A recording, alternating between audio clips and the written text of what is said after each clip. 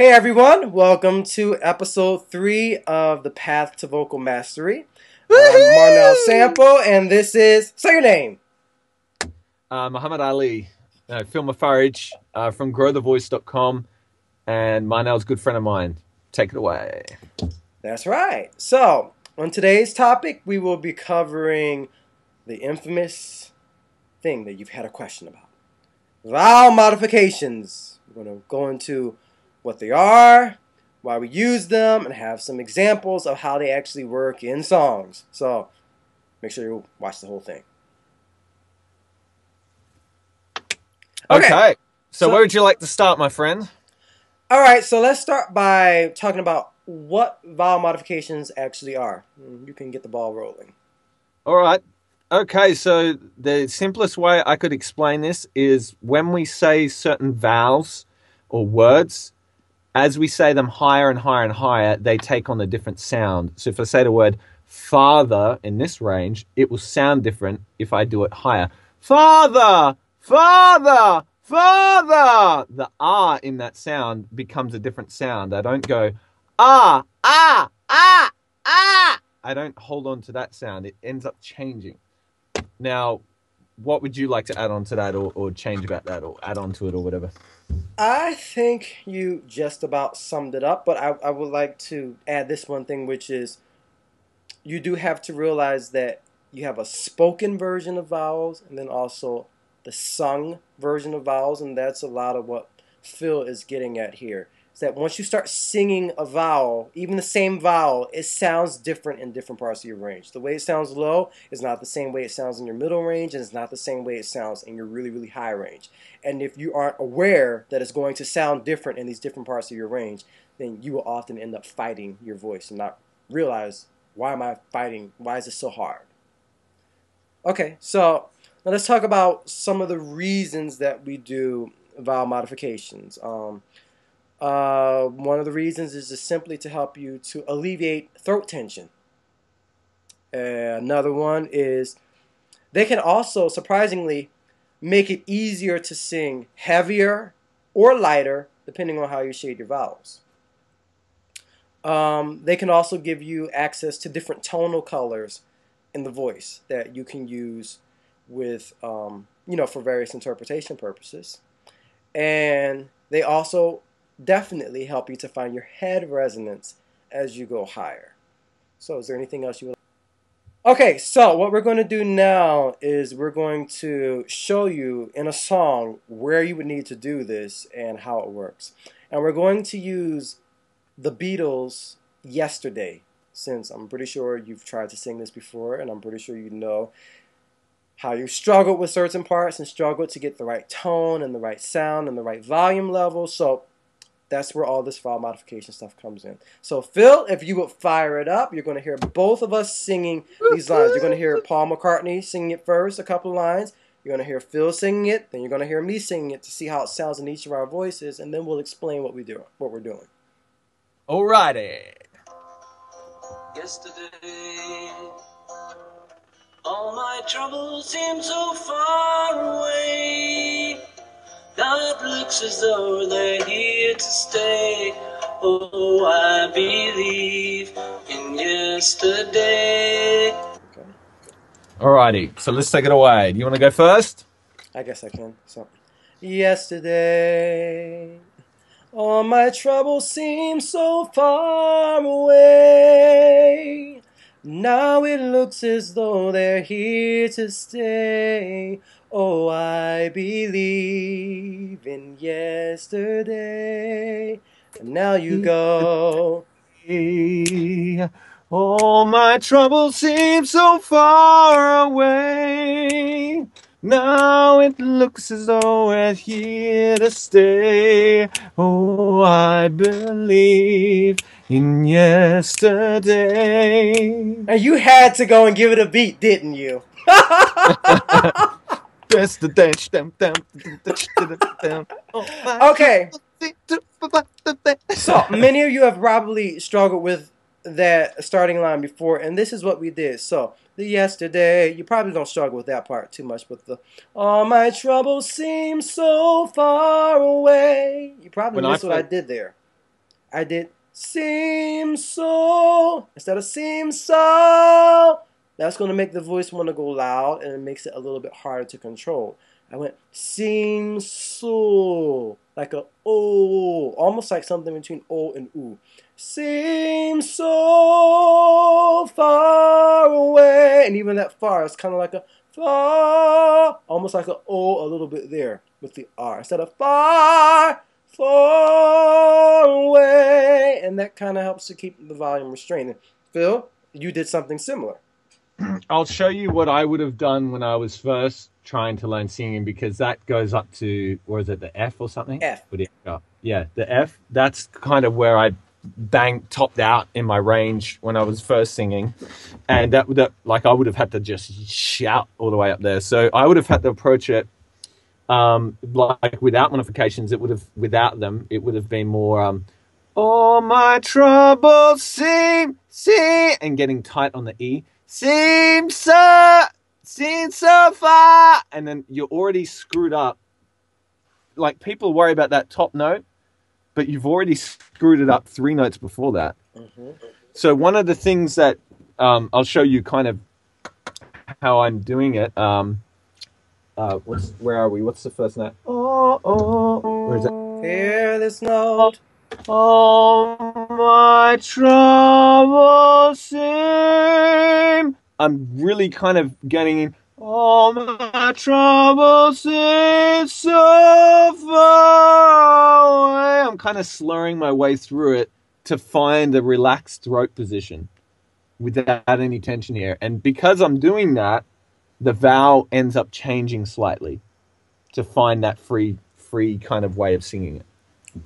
Another thing I would like to add in with that is when I'm going for vowel modifications, I always focus on keeping the sound mostly in my soft palate. That's where I'm trying to aim the resonance towards, because normally if I aim it too forward in the face, that normally tends to make the larynx want to rise more. So that's why it goes so instead of so. That makes it want to go more forward. But so, and that makes it easier to hold back the volume without feeling like you have to back off of the support too much or back off the intensity. So all my troubles seem, even that seem, it's just like Phil was saying, seem instead of seem so far away, and that even that away, I'm doing the same thing.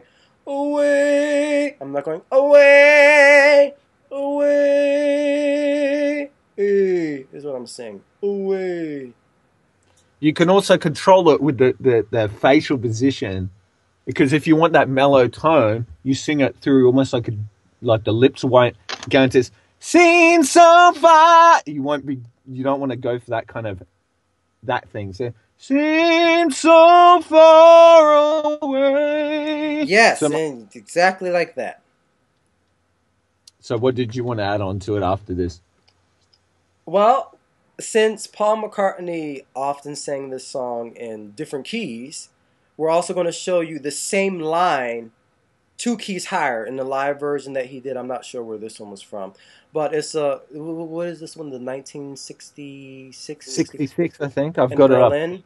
Is that where it was? I'm not sure. It doesn't say. Germany. Yeah. Germany. Live in Okay. Yeah. So in this version, he's 2 keys higher, and we're doing this because as you go higher into your voice, the vowel modifications become more necessary, and if you don't have them in place, it just makes it a lot harder to hit the notes. So we're going to sing the same line, fire it up from the new key. Let's hear Sir Paul sing it. Yesterday, all my troubles seem so far away.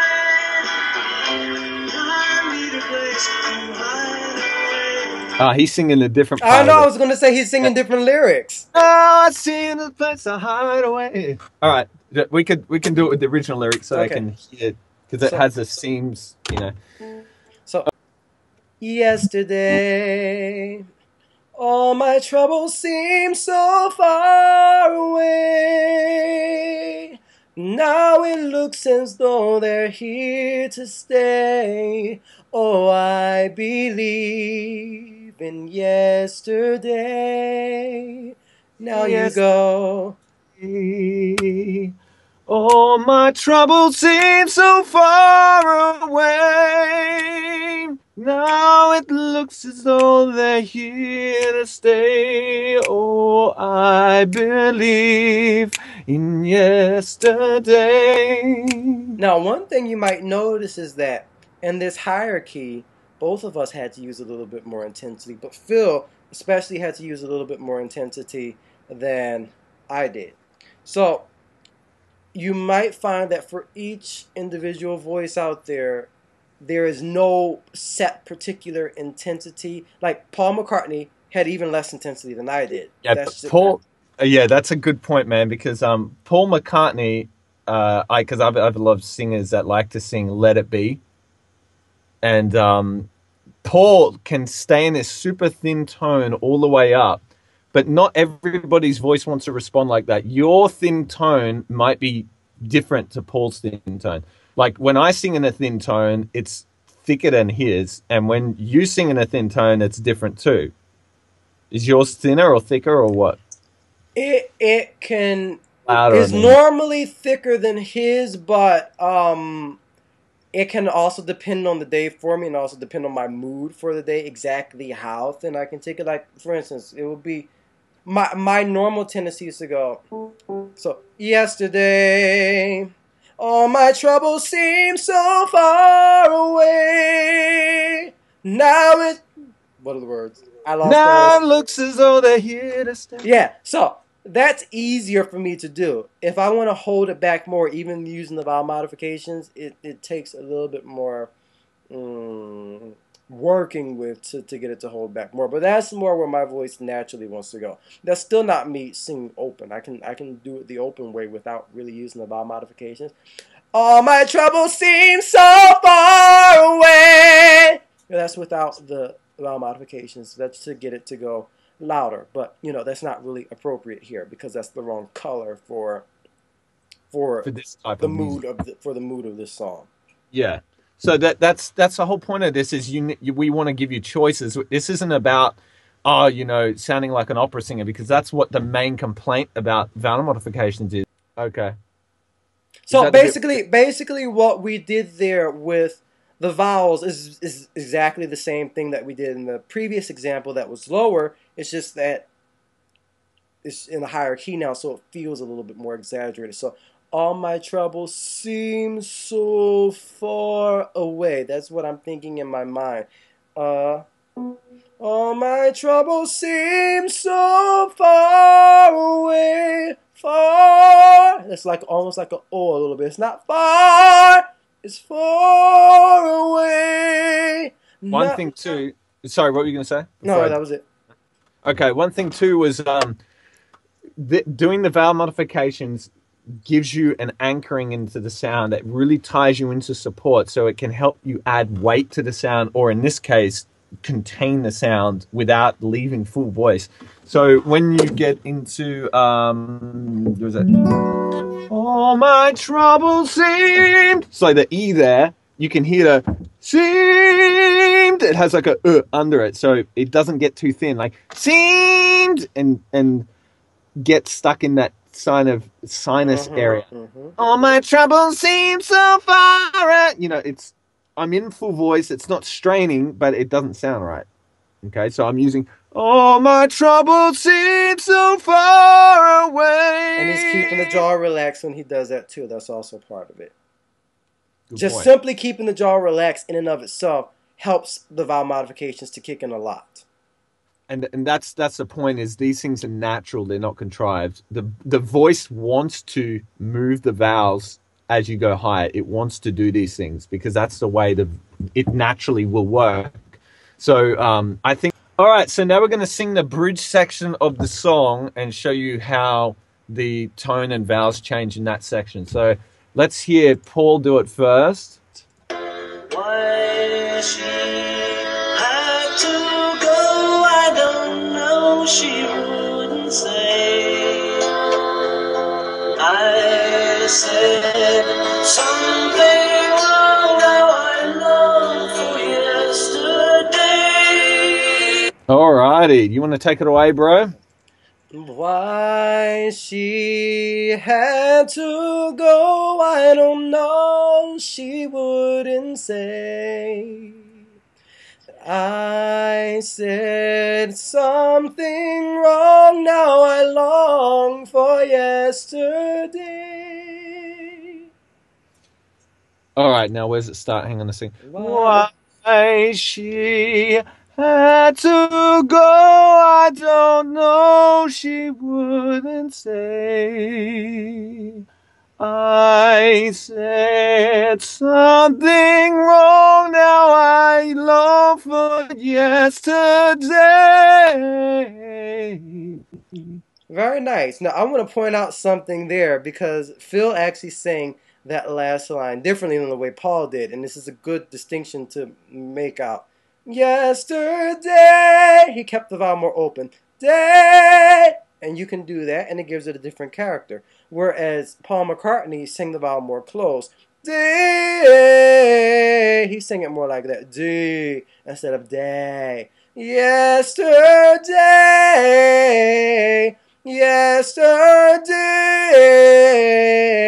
Yesterday. Those are two options that you have for the phrase.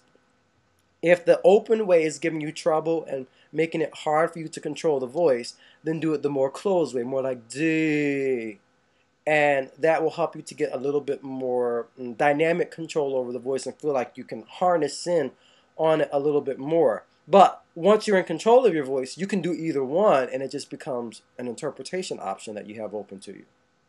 And like what you were saying before we did the call, Marnell was pointing out how he gets his students, or he recommends them to build it up. So this section of the song happens several times in the song. So you might want to, yesterday. And then when you get to the last version, you can open up to that big one. Yesterday. And do the more larger version. Mm-hmm. There's a few things I wanted to point out too about how Paul approaches this, just so you can be careful as you sing it. Where is it? Here. On the go. Why she had to go. What he's doing, it sounds like he's closing his jaw and his larynx is kind of getting tight up there. He raised the larynx a bit. You got to be really, why she had to go. And you got to really keep this, why she had to go. I don't know. Notice how I'm barely doing anything here. Why she had to go. I don't know. The tongue does it. I don't know. And that alone, getting those tweaks alone will direct the vowel to some of these changes naturally in a certain way. Another thing I want to point out there is, once again, it's going to sound different in your mind than the way you're normally used to hearing it spoken, because Paul is almost pronouncing it the way he would speak there. Go, go, why she had to go, go.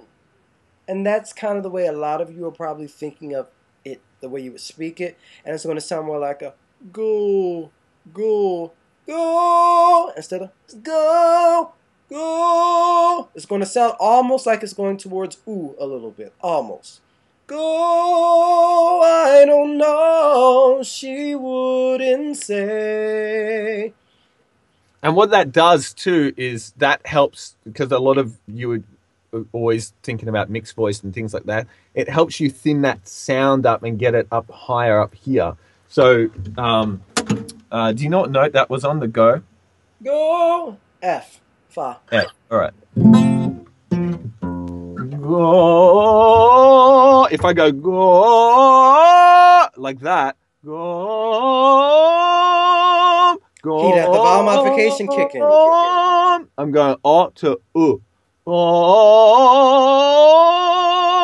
The key is I have to still, in the lyrics, it still has to sound like a go, but I have to achieve that relaxation that the vowel modification did for me. So the point of it is I'm trying to get the benefit of it without the con of doing it wrong and being, what's a good example of vowel modifying wrong would be go, yeah, that's overdone. Yeah, because now if you sang lyrics like that, you wouldn't, land of the fray, fray. That's a typical thing we see all the time. Land of the fray, or the E modifying to the air in a way that you can't even hear the E vowel. So, is there anything you'd like to add on to that? Nope. Other than here's the higher key version, the live one. Live version, and this is Paul singing it first. Why she had to go, I don't know. She wouldn't say. I said something wrong. Now I long for yesterday. Okay. Now he still does that go and no in that Yes. same way. Yeah. All right. Yeah, I can take it away first, or do you want to go first? I can go. So, why she had to go, I don't know. She wouldn't say that I sang something wrong. Now I long for yesterday. Good. Or I can do it. Or yesterday. I can do it full voice, or I can do it falsetto effect. But even in the falsetto there's a point to note out, which we'll do in a second. Okay. So we go. Why she had to go, I don't know. She wouldn't say. Got the rhythm wrong there. I said something wrong. Now I long for yesterday. Okay. Now I kept that day smaller that time. All right. Now what were you going to say about your... So, I wanted to note that even when I'm in my falsetto, or what some of you are calling your pure head voice, I'm still using the vowel modifications there too. And that's very important. So when I go, day, I'm still doing it like the, eh. I'm not going, day. Not like that. It's, day. And the sound is still focused in my soft palate. Day. The same way as when I do it full voice. Day, day, yesterday. It's still the exact same way. It eliminates a moving target because the difference you're setting up, you always want to sing the falsetto as if you were setting up to suddenly crescendo it to a large tone. Mm-hmm. So it's in position, even the jaw position. It's in the same position as you would to, and we discussed this on the Messa de Voce in the last video in episode 2. So, anything else you'd like to add on to that before we move on? Why she, even now, what we talked about with the approach earlier, it's even important to note here the approach to the low notes here. The why she, it's already set up in this why she. It's not why she. If you're in that, you already screwed yourself up for the high notes coming after it. Why she had to go, I don't know, no. Now, what I do something there is, on that no, I have options. I can do this, no, and I will do it that way at first, going more towards an ooh, when starting out to kind of gain coordination. But I kind of open it up here for me. No. I can kind of open it a little bit and still keep the volume back. But that only happens after you've been training the vowel modifications correctly. So, had to go, I don't know, no. See, no. I'm still keeping that oh, in the sound. Almost as though I'm going to go, no. But I learned to gradually open it a little bit without losing that feeling. One thing too, when you climb up, this is probably another reason why this song is a good choice, is because it has a climb. Mm-hmm. And a lot of problems with climbs is, like you said on those bottom notes, why she, most people are going to go, why she had, like that. And your larynx is going to tighten up before you get to that note. So what you can do is add a little rest in between. Why she? It's So almost use like a little portamento into the note. yeah. So you as a practice mechanism, so that you're preparing the body to relax before that note. And this is really important in scales when you modify notes. This is how you're really going to feel that release. Because if you take what's the note on? This is in the key of G now. G. Oh, G. Yeah, that's in the G. All right. So we go. Oh, so it's on the had. I'll do it on the had anyway. So we go.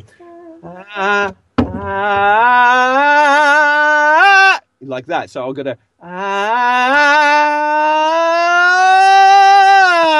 that little slide going through. It helps me get to that note without the tension, and it gives me time to configure that. So when you're learning these vowel modifications, that's the feeling you're trying to get. You're not just trying to go you're trying to actually feel what that shape is doing for you, and what it's trying to do for you is relax you into the sound without having to back off the volume or without having to lose your real voice. I'm looking for that position, that thin, where it thinned out like that, even though I'm still in my real voice.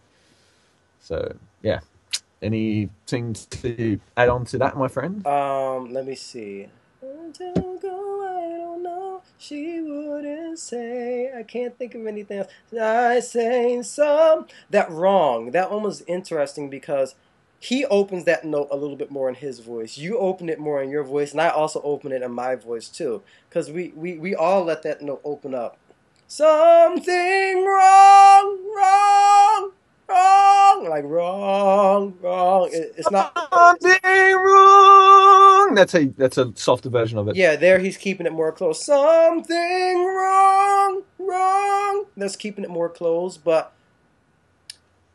personally, I would open it up the way Paul McCartney did a little bit, because had to go, if you do that the more closed way, that gives you one color. But then you get to something wrong. If you do that same color again, it starts to sound a little bit monotonous. Yeah. So by changing the color a little bit there and letting it open up, it makes it more interesting. Something wrong now, I long for yesterday. It's all about being musical. It's all about being musical. You want to vary up. That's the whole purpose of this, is not just it's to free you as an artist to explore these colors rather than being locked into one way of singing. So the vowel modifications can definitely help you with controlling volume, controlling color, and eliminating strain. So it just frees you up as an artist. Okay, so let's talk about this. It's a perfect segue into the next part, because I know this is probably on some people's minds. What exactly are you supposed to modify the vowels to?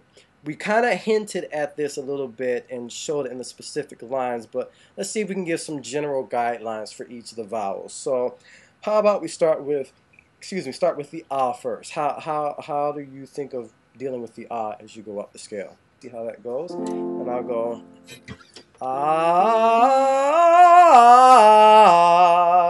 and what I change to on the top there is more like a ah. Almost like it's going a little bit, and that's how the works. So now, Phil, you can do the o. Oh. Now, one thing too, actually, before we do this, do you want to show us not modifying and then modifying as well? Okay. So here's because we don't have to modify on those notes for us. Right. That's another thing. Once you've been training more, the modifications aren't as necessary. They will tend to happen later in the voice. And like I said, they become options that you have in terms of interpretation. And it depends on the song too, because in some phrases of the song, you will actually modify earlier than you did on the scale, but because of where it is in the song, it can be harder for the voice or the color that has to be there.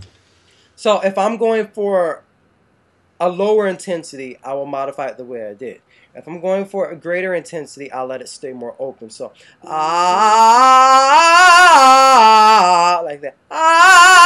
It's more like it's just do this thing. versus ah. This goes more like a little bit. Notice though that Marnell doesn't splat even on the wide R, and that's the key, is because he's learned how to get his resonance to go down the center. So he doesn't actually splat. It's still ah. It still actually thins. It doesn't ah. It doesn't do that. Oh, you're most certainly right, because if it didn't thin, I couldn't do it here. Ah. The kind of kicks in a little bit more. Yeah, that's where you're starting to hear it. That's right. Very good, very good. Because if I exaggerate the modification more, this is another way of doing it. Okay, this is getting advanced. Ah, that's going more towards the ah. Like I'm literally doing more of an outright ah there, and that just becomes a different color. There are some songs where I will do that, and there are other songs where I won't do that. But if I want something that sounds more like an ah, I would probably have to start more in that ah place first, and then work my way to ah, work my way back to the ah. All right, we're getting a bit off, so let's keep moving through the vowels. Okay, so back here we can do, you did the o. Okay, so well, the next one is let's do oo. So I can do the oo. All right. Ooh, and I'll do it higher so you hear it. Ooh,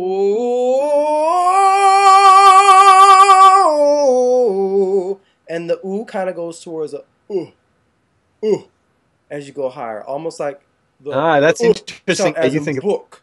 I think of it differently. I think of ooh going to on and back to ooh. Really? Ooh, because that jaw opening is how I think of oh. I go ooh, like exaggerated ooh, and I go back to ooh without closing that jaw again. I do the same thing for the e. I go e like that. See, when I do e, and I think it's you doing it, but you're thinking of it differently. That's all. Because that's the way I learned it from my teacher. She would tell you to think like like good or hook as you go higher, like that. And versus when I think for e, I actually kind of think the same place when I do for the oo. So I use my oo to find my e. But for e, as I go higher, it depends on how I want to sing it. E,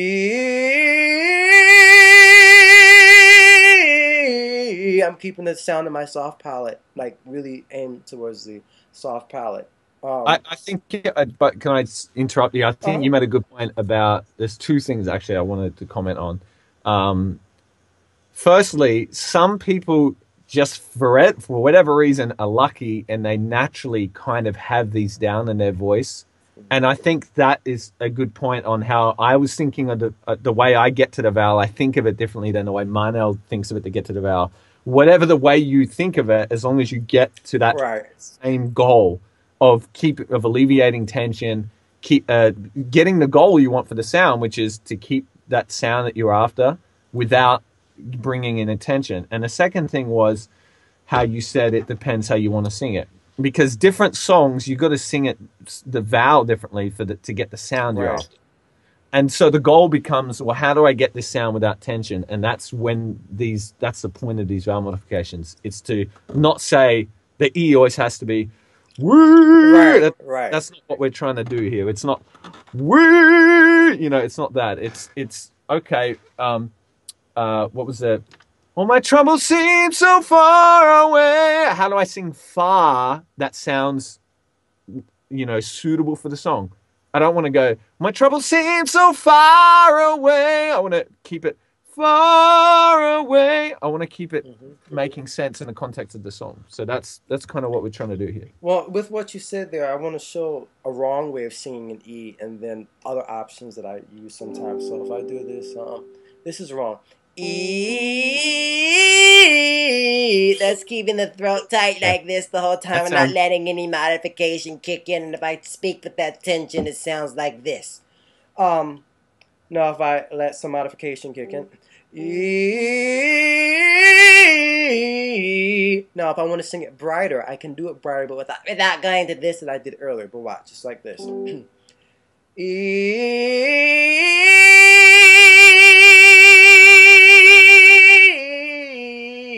And I can can get a brighter sound, but it still has the same release in my throat because I have this E. E. That's what I personally think when I'm doing an E vowel. Is my teacher told me to think a French E, like the letter U, but the way it's pronounced in French. E, E, E. I think of two vowels topped on top of each other. I think of with E on Yes, top. yes, yes. That's exactly like the throat is shaped as it is for but you're like trying to pronounce E with your mouth. Yeah, you sing an E through it. That's right. And that brings up a good point. That is generally how I think of vowel modifications. Is really about how the back of the throat is shaping itself. So it's a combination of two vowels. The way the back of the throat is shaping itself and the way you're trying to pronounce the vowel with your mouth. And that's two different things. Like the back of my throat, when I do the ah, is shaping itself like it would be for an O, but with my mouth, I'm pronouncing an ah. And that's what makes it come out that different way. The same thing with E. With the E, the back of my throat is shaped like it is for the has kind of that shape to it, so this can relax back here. Then my mouth, I'm trying to pronounce E with my tongue. And that's what makes it come out sounding that way. Okay, a couple more vowels. So let's see how the A sounds. The A vowel. What note? Not the Australian A. Well, you do it. You do it because I do. That's how I think of A. Yeah, so that's the open A vowel, and it's different ways of shading it. So the open A,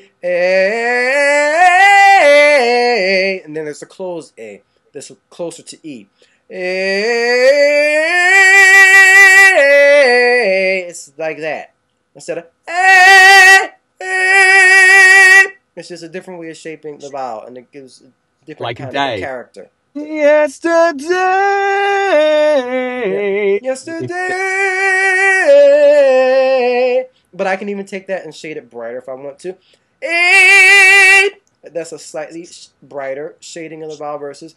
That's slightly more towards a soft palate versus. That makes it go slightly more forward. Just slightly. And these are all the very slight things that I'm doing. And this is what happens as you keep playing around with your vowel modification and you get better with it. We're going to wrap it up now. Marnell, what is the main takeaway point that you would want people watching this to understand or leave with? That vowel modifications can definitely help you a lot in terms of finding more ease as you're a beginner, and as you get more advanced, they can be used to help you color the sound in different ways and find different intensities for artistic effect. And for me, I would say vowel modifications aren't something you should be panicking about, thinking, oh, I'm going to have to like self monitor every single little tiny thing when I sing. It's not. That's not the purpose of it. It's actually to do the opposite. It's to free you up.